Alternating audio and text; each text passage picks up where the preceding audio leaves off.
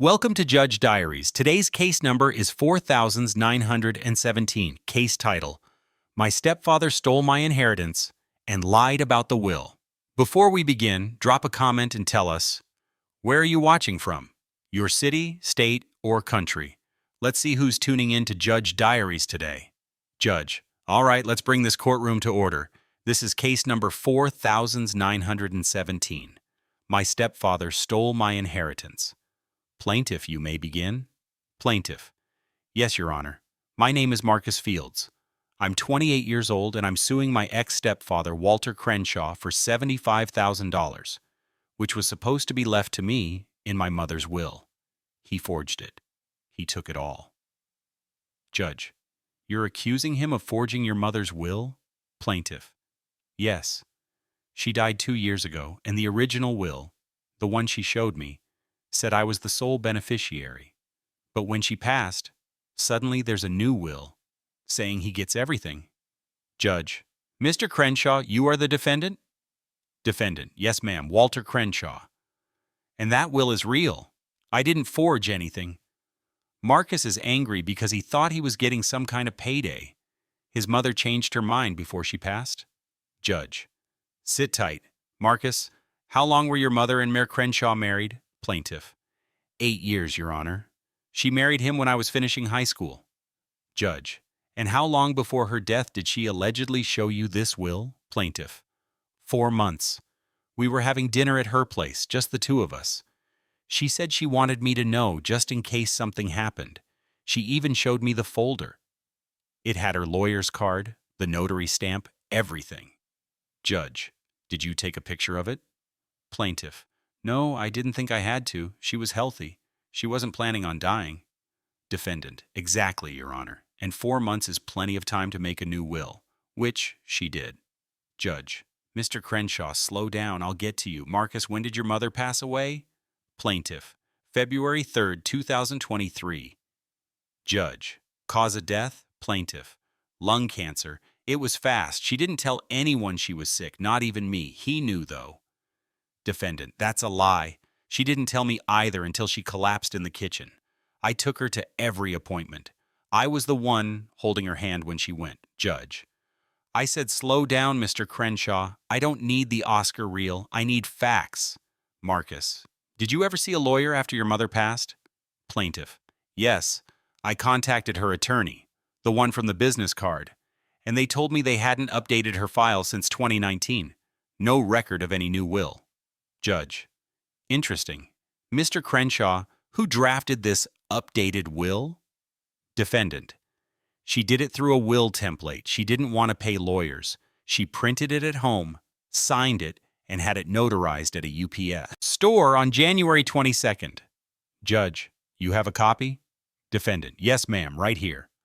Judge: clerk, take that and bring it to me. Marcus: you said the previous will was done by a lawyer. What law firm? Plaintiff: Reynolds and Sharp, downtown Atlanta.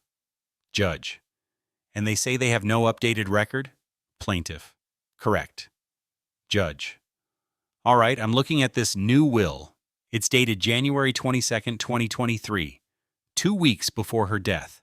It names Walter Crenshaw as full beneficiary. No mention of Marcus. No mention of anyone else.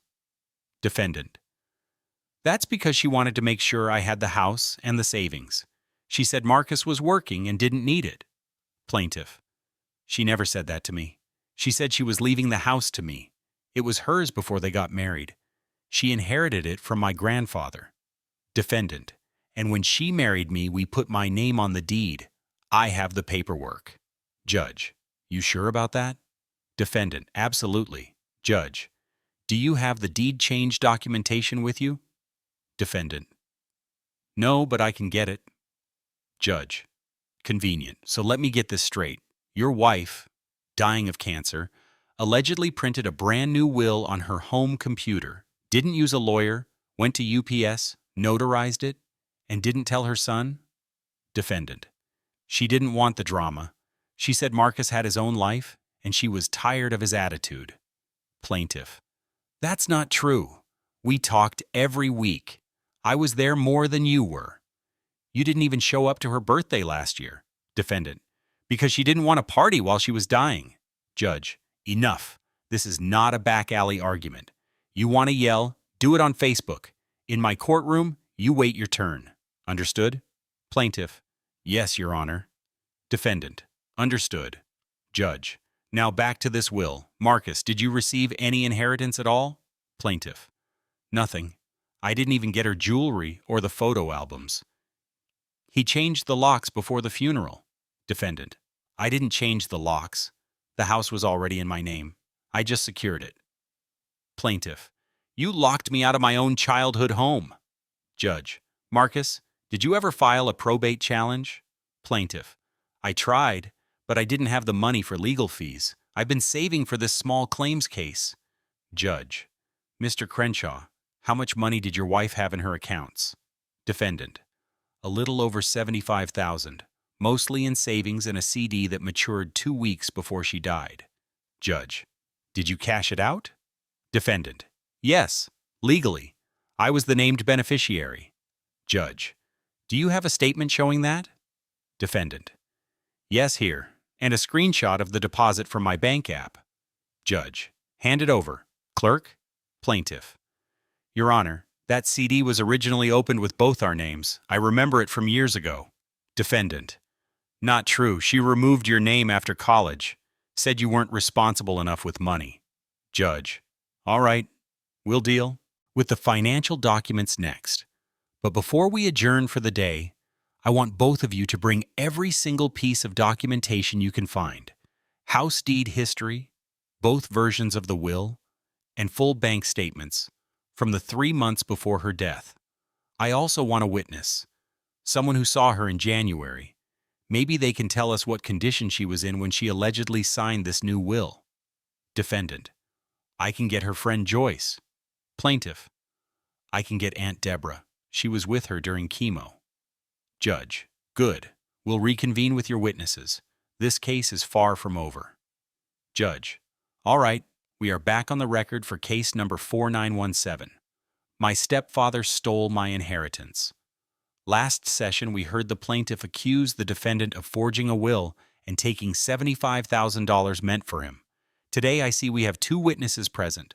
Let's bring them in. Marcus, your witness first. Plaintiff, yes, Your Honor. This is my aunt, my mom's older sister, Deborah Miles. Judge, Ms. Miles, step forward. Raise your right hand. Do you swear the testimony you are about to give is the truth, the whole truth, and nothing but the truth? Witness, Aunt Deborah, I do. Judge, state your full name for the record. Witness, Aunt Deborah, Deborah Ellen Miles. Judge, and you are the sister of the deceased Lillian Fields? Witness, Aunt Deborah, yes, Your Honor.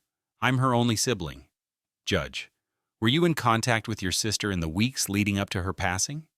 Witness, Aunt Deborah, every day. I was the one taking her to her chemo appointments. Walter was barely around. Defendant, that's not true. I drove her to Emory at least twice a week. Judge, you'll get your turn, Mr. Crenshaw. Ms. Miles, during this time, January of 2023, did your sister ever mention updating her will? Witness, Aunt Deborah, no. She mentioned the one she already had, with Marcus as the only heir. She said Walter would understand. Judge, did she seem mentally alert at that time? Witness, Aunt Deborah, she was weak but not confused. She still signed her own paperwork, but she was tired. She was not doing well at all. Judge, so you would be surprised to hear that she allegedly printed and notarized a new will on January 22nd? Witness, Aunt Deborah, absolutely. That day she was in bed with fever and low oxygen. I was there. She didn't leave the house, let alone go to UPS. Plaintiff, exactly. That's the day I brought her soup. She couldn't even sit up without help. Judge, hold on. Mr. Crenshaw, you claimed the new will was notarized at UPS? Defendant, yes. On Clifton Road, there's a notary stamp on it. Judge, clerk, pull that stamp up on the document. What's the name? Clerk, Darla C. Hendricks, Georgia Notary ID 19035592. Judge, we'll verify that. I want confirmation she actually notarized it. Marcus, you said you have a screenshot of the original will's lawyer card? Plaintiff, yes, here it is. I took a picture of her fridge the night she showed me. The folder was pinned up. You can see the card. Reynolds and Sharp, Estate Services. Judge, clerk, note that for evidence. Mr. Crenshaw, do you have a witness? Defendant, yes, Your Honor. My wife's friend Joyce Thomas. She was there when the will was signed. Judge, bring her in.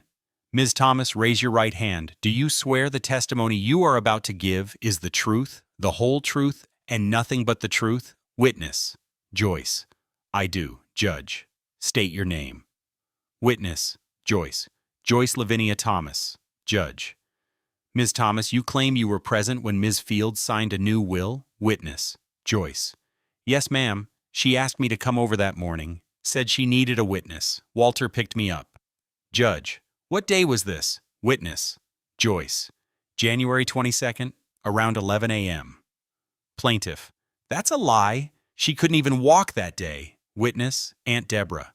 She didn't go anywhere that morning. I was with her. Judge. Enough. Everyone sit down. Ms. Thomas, how long did you stay? Witness, Joyce. About 30 minutes. She signed the papers. Walter notarized it later, I think. Judge. Walter is not a notary.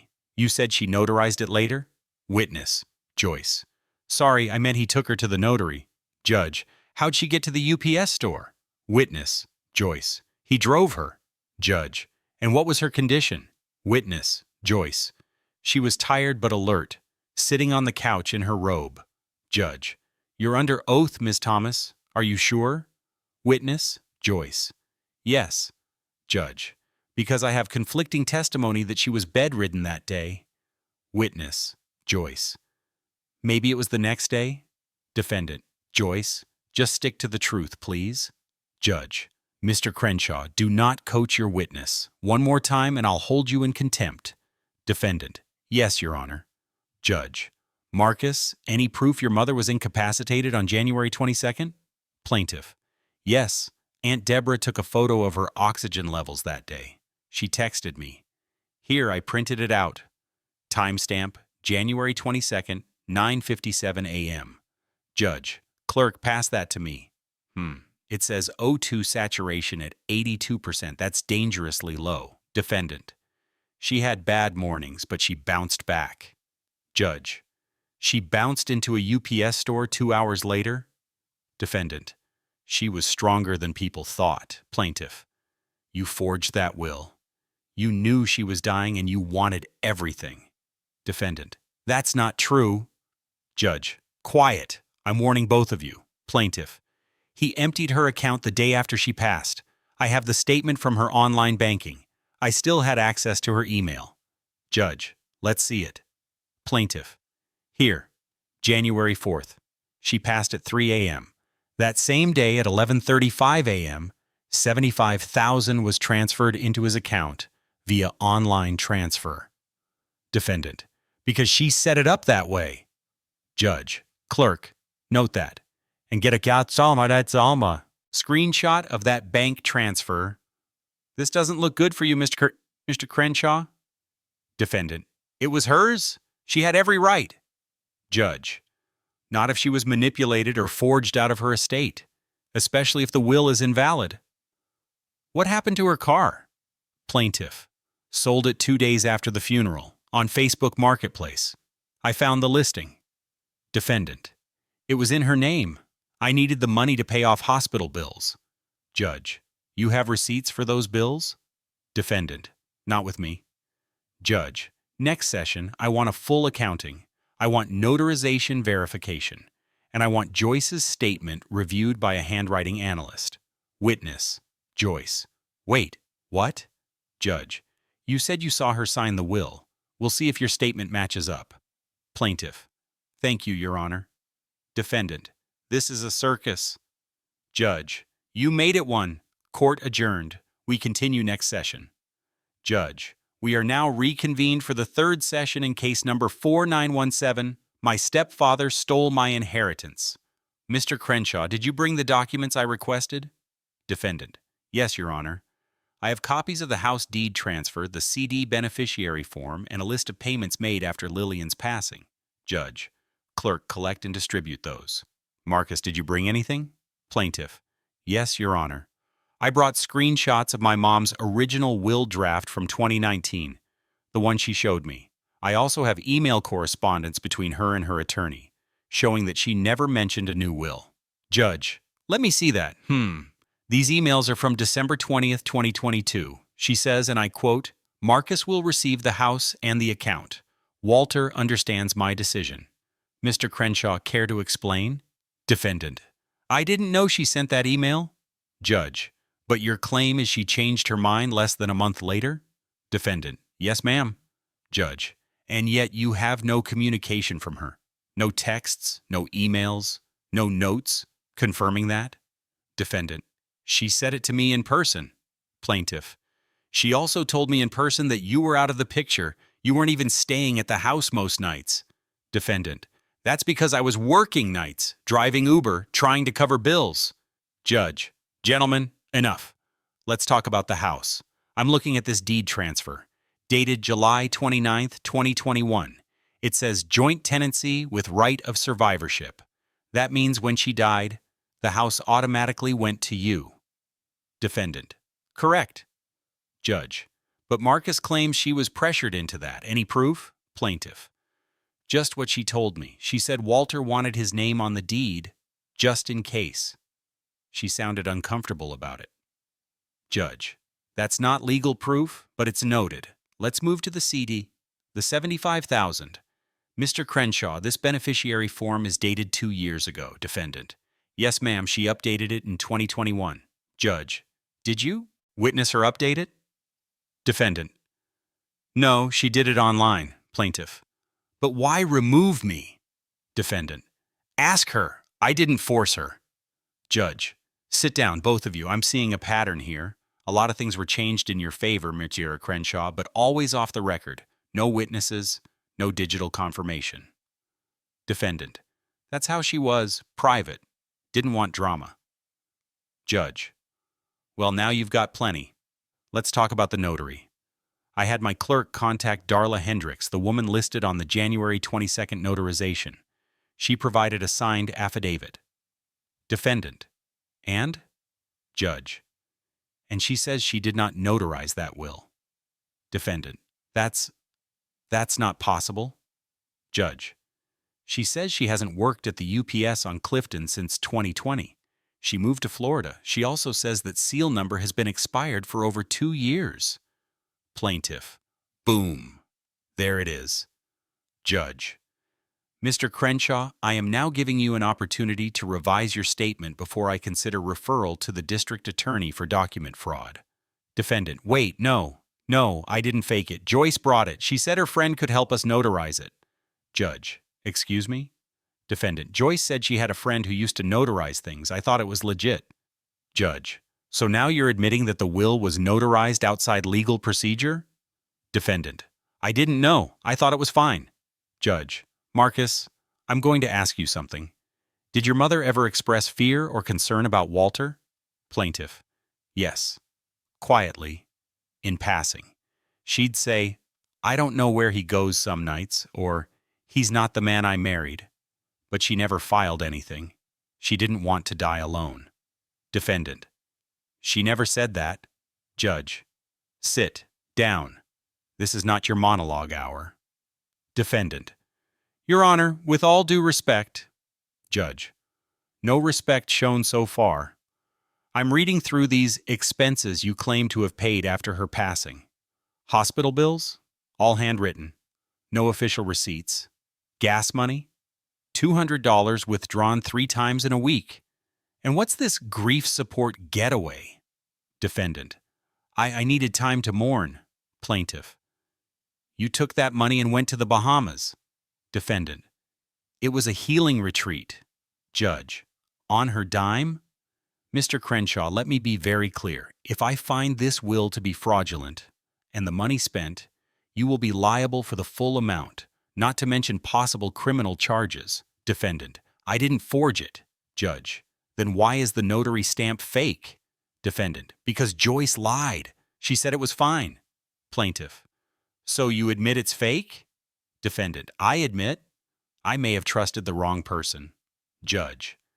And that person was signing off on a document that took away $75,000 from your stepson?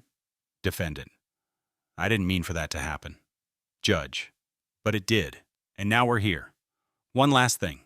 I contacted Reynolds and Sharp myself. They faxed me a notarized will from 2019, signed by Lillian Fields.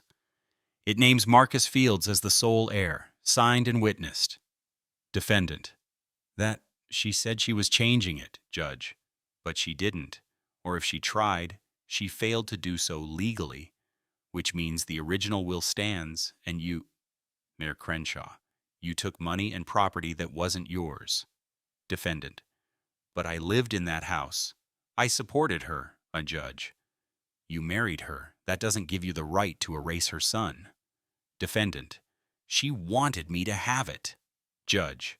Then she should have said it with a proper document, proper witnesses, and a legal notary, which she didn't. Plaintiff. So what happens now, Judge? We're not done yet. There's still the matter of restitution, but I'm leaning toward invalidating the second will entirely. Mr. Crenshaw, get a lawyer, because what happens next may go beyond small claims. Defendant. This is insane. Judge. No, Mr. Crenshaw. What's insane is using a fake stamp to steal $75,000 from a grieving son. Court is in recess. Final session next week.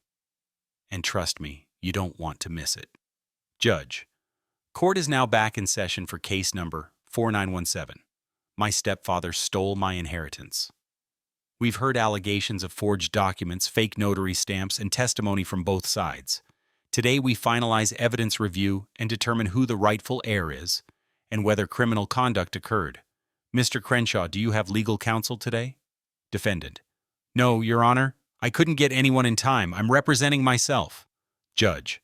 Understood, but remember, anything you say can be entered into this public record. Proceed carefully. Now, Clerk, please read back the findings from the notary investigation. Clerk. On March 7, 2025, Darla Hendricks submitted a notarized affidavit stating she did not witness or authorize the notarization of the will, dated January 22, 2023. She confirmed her notary commission expired in October 2021 and that she has resided in Florida since June 2022. Judge. Which means that notary stamp was illegally applied. Defendant. I didn't know it was expired. Judge. But you submitted it in court as a valid will? That's not a mistake. That's fraud. Plaintiff. Exactly. And he tried to use it to take everything. Judge. Mr. Crenshaw, when you submitted this document, did you check its authenticity? Defendant. Joyce gave it to me. She said her cousin used to notarize stuff and it was still good. Judge. Still good? That's not how the law works. A notary must be active, present, and witness the signature at the time it's executed. Anything else is illegal. You submitted a false will. Defendant. It's what Lillian wanted. Judge. If that were true, she would have followed proper channels. The woman had an attorney. She used Reynolds and Sharp for years. Why all of a sudden is she printing homemade wills and using expired notary seals? Defendant. She was tired. She didn't want lawyers involved. Judge. Yet we have proof she did contact her lawyer a month before she passed. Her email said she was reaffirming her son as sole heir.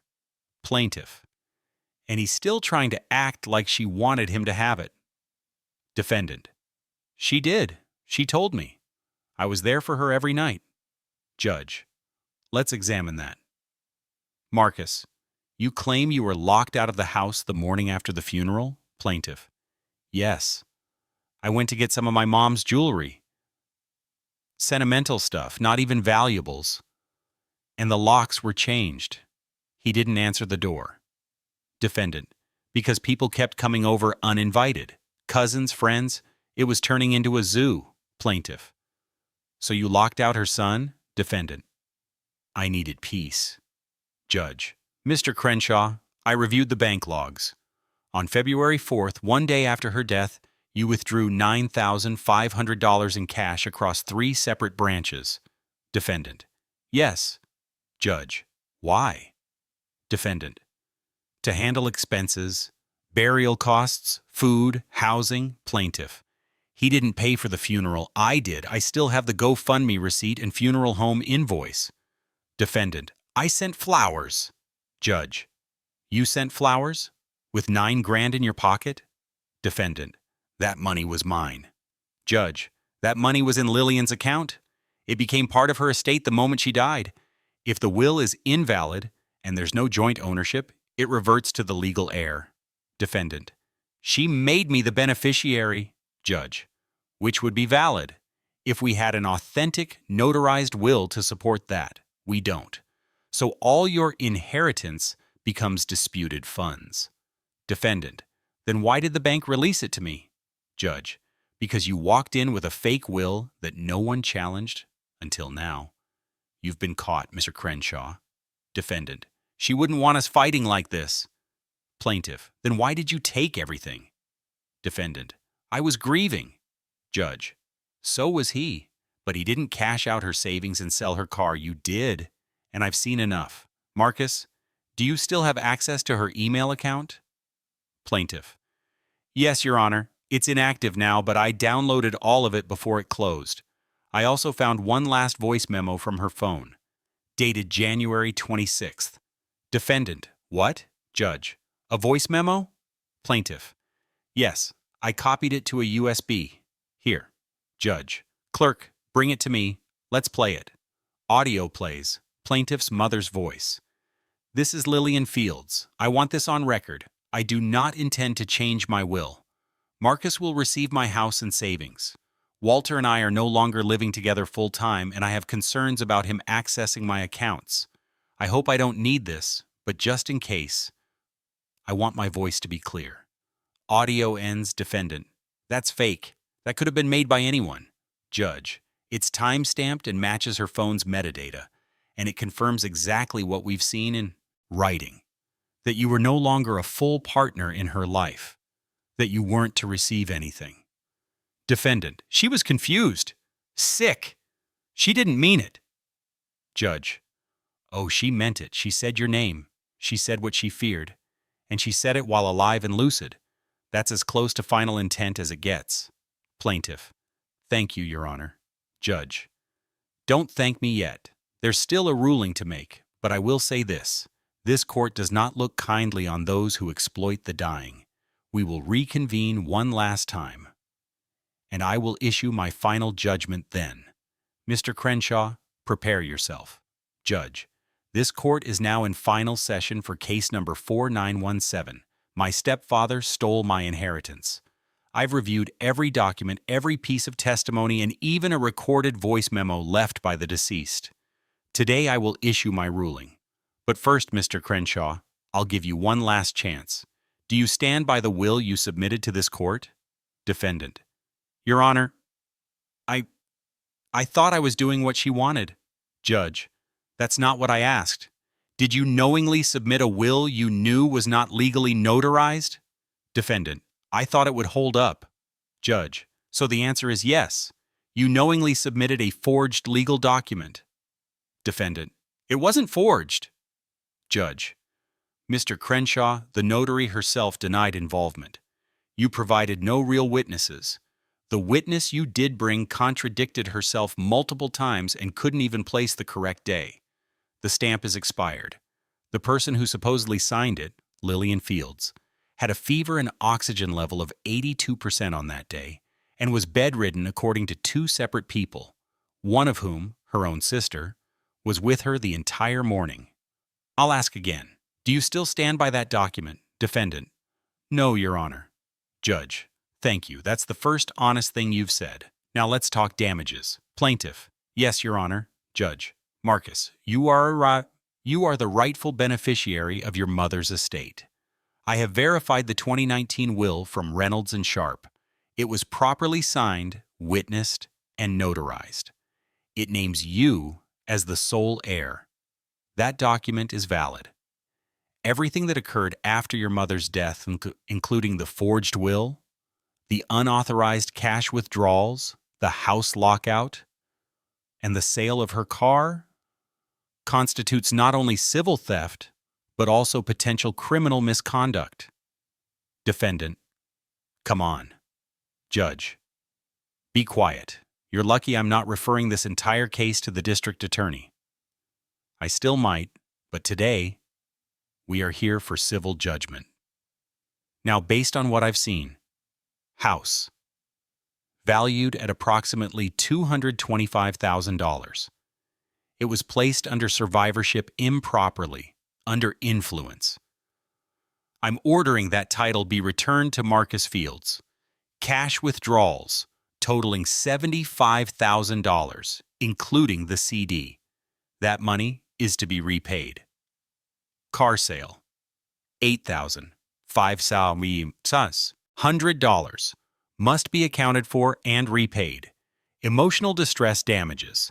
I'm awarding an additional $15,000 due to the calculated deception and isolation you forced on the plaintiff during his grief. Total civil judgment against Walter Crenshaw: $98,500 in direct funds, plus $15,000 in damages.